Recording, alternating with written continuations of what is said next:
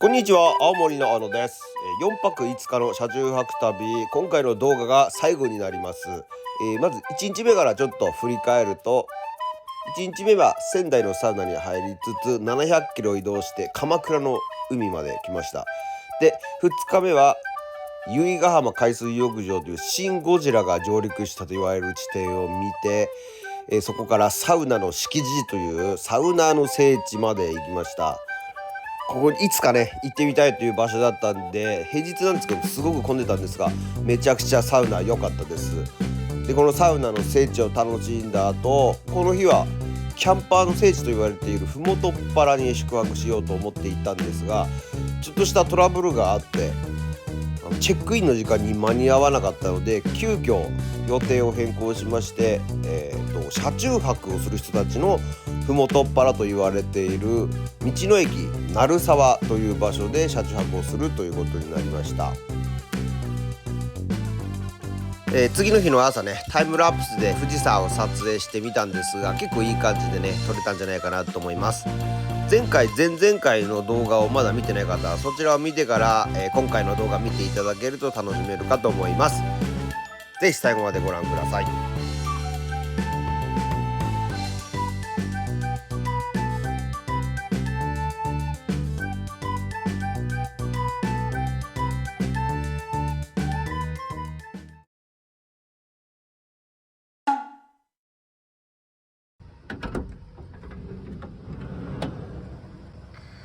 これは贅沢ですね。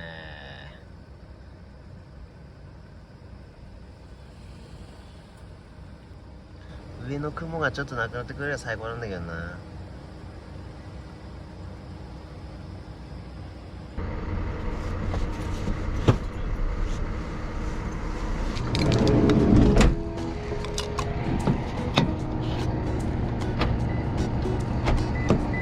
わあ、いくらぐらいするんだろう。おお、奈良で650。すごいじゃん。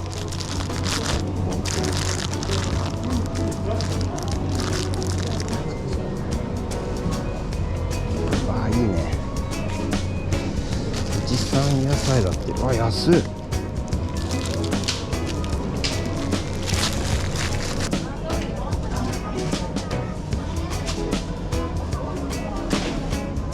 これいいね。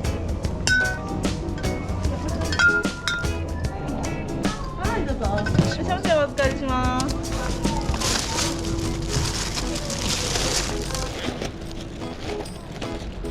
よし。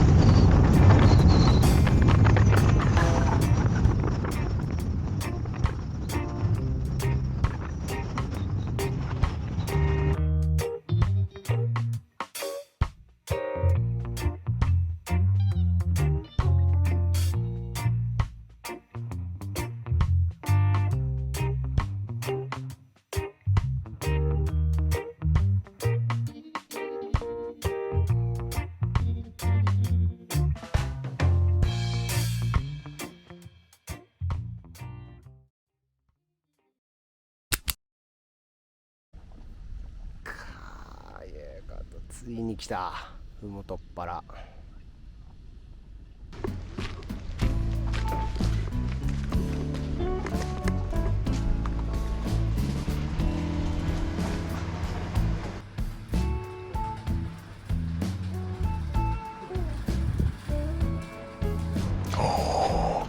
いやー、買うでしょ。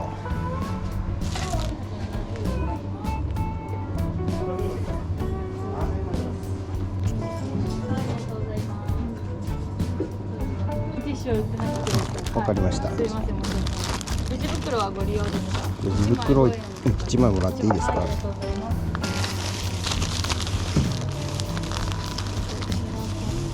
これもください。はい、ありがとうござい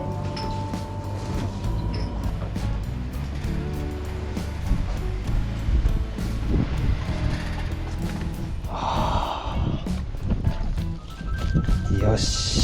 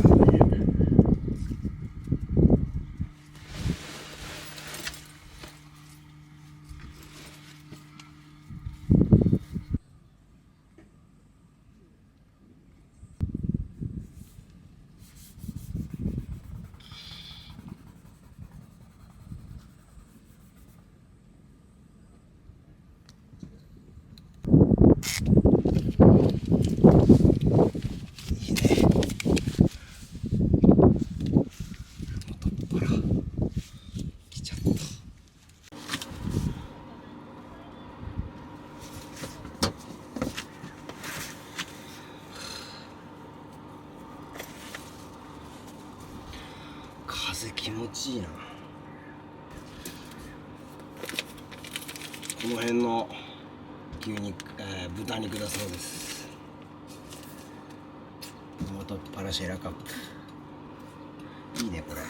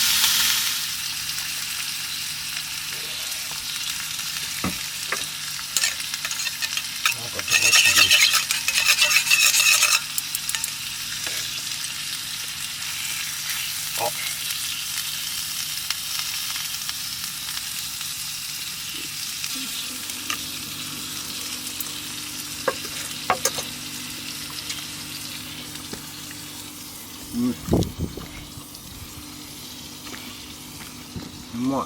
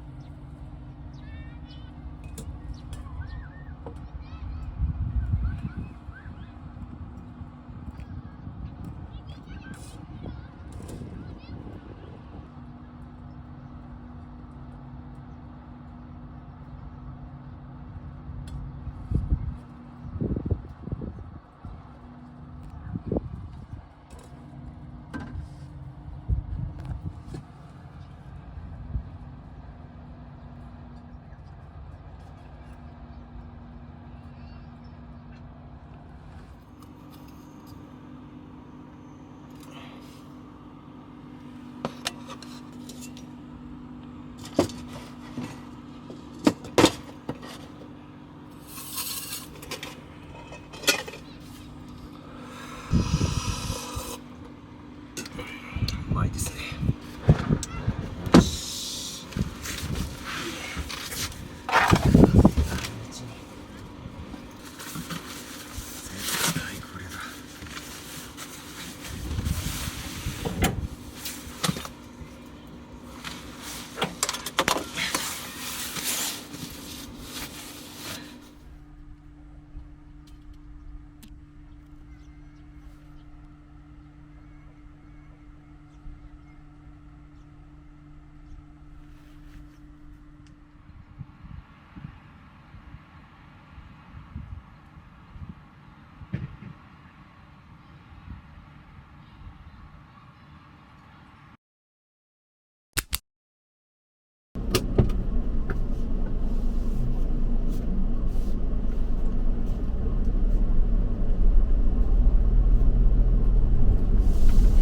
さらばふもとっぱら。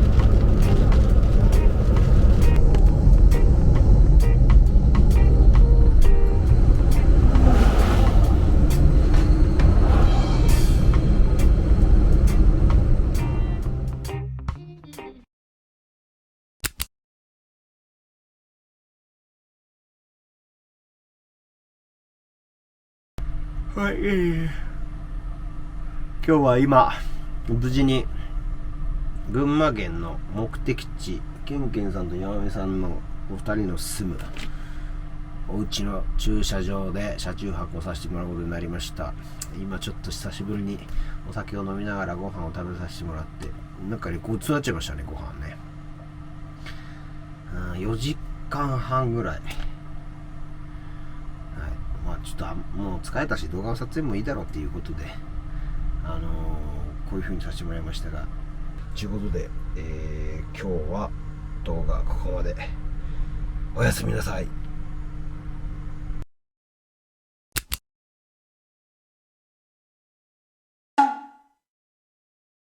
ありがとうございました。楽しい夜を。本当にすみません、私調子乗っていや喋らせておいてね。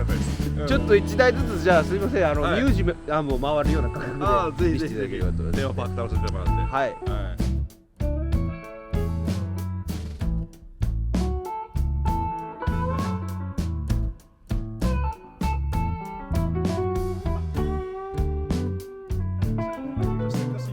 うわーすげえ。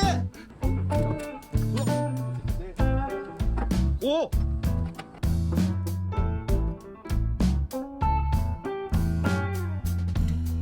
ありがとうございました。はい、ありがとうございました。たくさんごちそうになってしまい、こちらこまたそ。また来てください。ありがとうございます。青森に来た時はぜひまた、ぜひはい連絡ください。また東北行きたいんで。はいめっちゃ好きだから行きたい。ありがとうございます。その時は遊んでください。じゃ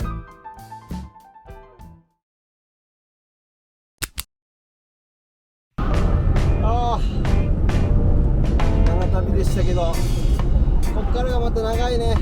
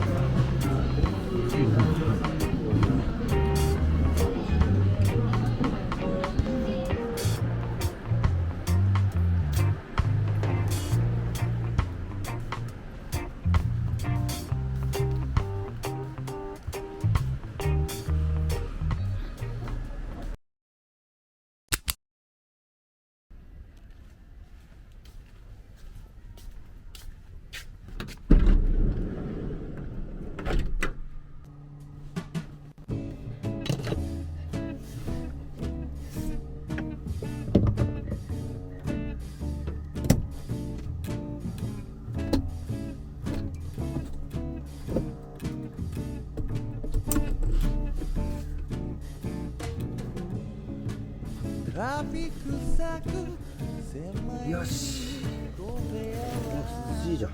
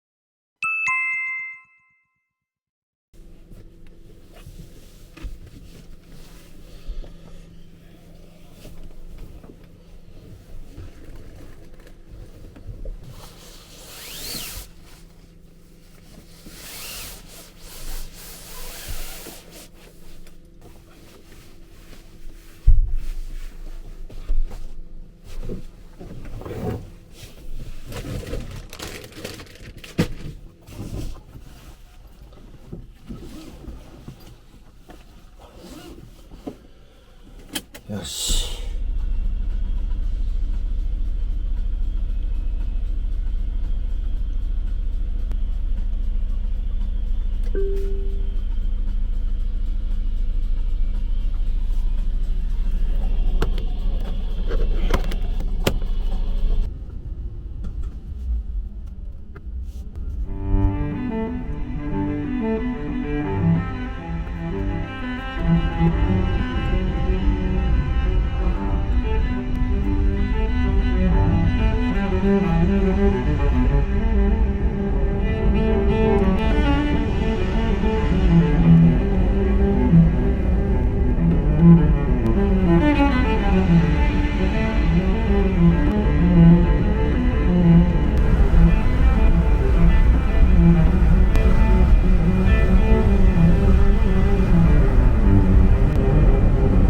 光ヶ関インターチェンジの出口を出ます。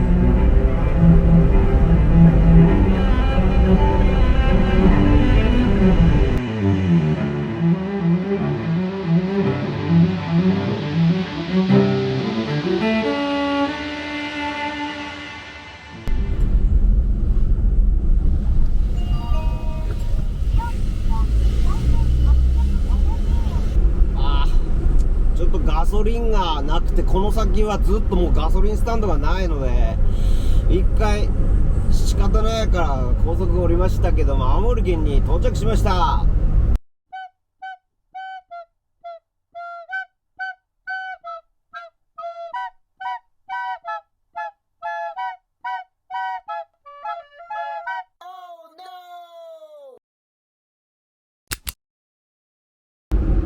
はい、ということで、無事にガソリンも間に合って満タンに詰めました。一応ね、青森県に入ったということで、ここからはちょっとゆっくり下道で帰ろうかなと思います。まあいろいろトラブルもあったし、初めての車中泊長旅だったんでね、結構時間もかかるもんだなと、予定通りに行かないもんだなっていうことも体験しましたけども、すごい楽しかったですね。今回の走行距離約1900キロですね。走りましたね。青森帰ってきてやっぱりね思ったのはね、涼しいですね。全然もう高崎、熊谷とかあっちの辺りの暑さはもう尋常じゃなかったですね。やっぱ車中泊するのに青森県はすごく恵まれた環境というか、いい場所なんだなと思いました。今までずっとねイージーモードでゲームやってるみたいな感覚で気づいてなかったんですね。すごい車中泊するには気候が良くて、暑い時期も本当に短いっていうねことを感じました。ちょっと素材がいっぱいありすぎてどういう編集になるかっていうのもちょっと怖いですが、そんな感じで楽しく旅が、終えられました。はい、ということで今後もね青森県内の車中泊旅もやりつつ、こういうちょっと長旅っていう動画もねやっていきたいなと思いますので、ぜひチャンネル登録していただいて見ていただければなと思います。以上、青森のオールでした。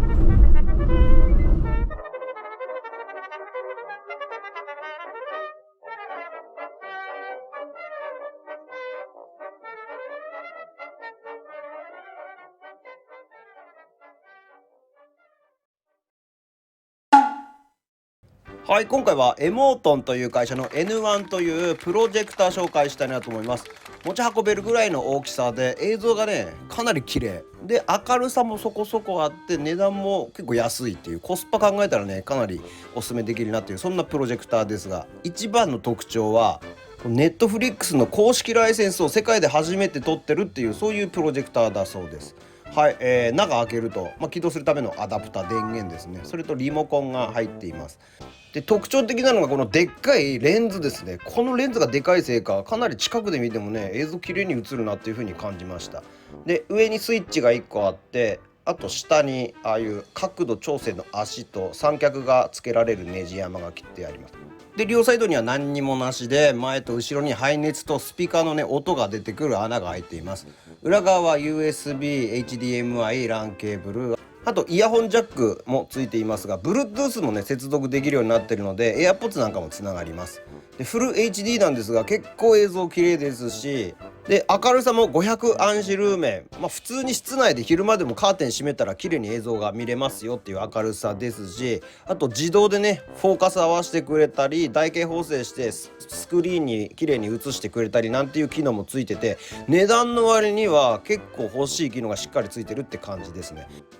で Wi-Fi 接続するともうすぐに動画見られるんですが、この Netflix に公式ライセンス対応っていうのが意外にプロジェクターなくて、だいたい他のなんか別のアプリを入れないと見られないみたいなものが多い中、もうこれはね普通に Netflix 契約してログインすれば簡単に見られるっていうのがね特徴です。